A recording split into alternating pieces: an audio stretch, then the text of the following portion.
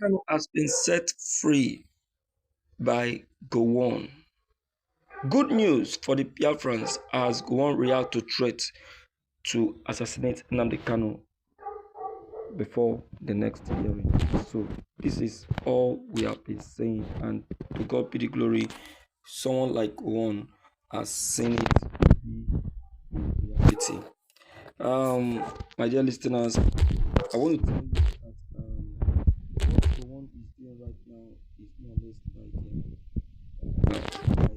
less like a reconciliation with the Biafrans.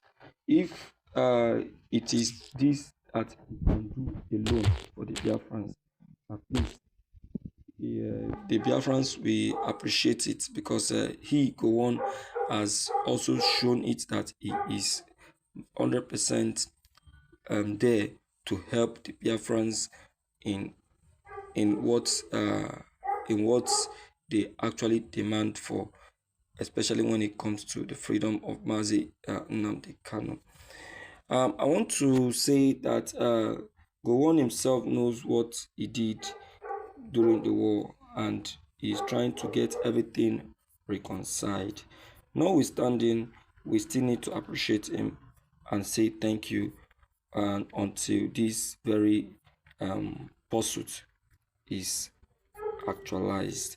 Yes, and that's just the truth of the matter. Now, let's quickly go into this very content and then let's know what um, uh, how Gowon actually made this declared and why we meant that Nnamdi Kanu has been released despite still being in detention.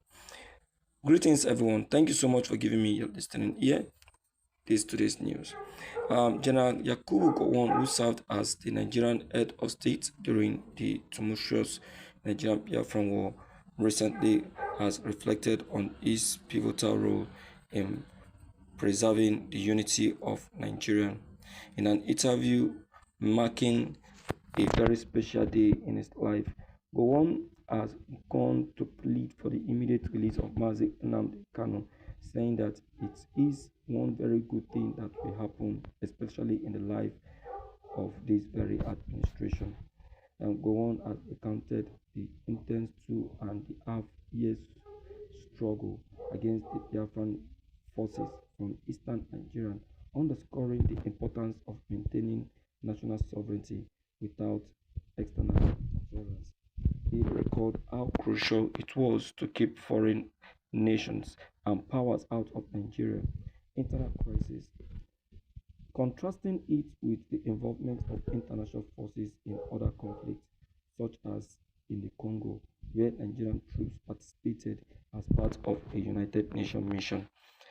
We don't want something of this sort to recall or happen again in Nigeria.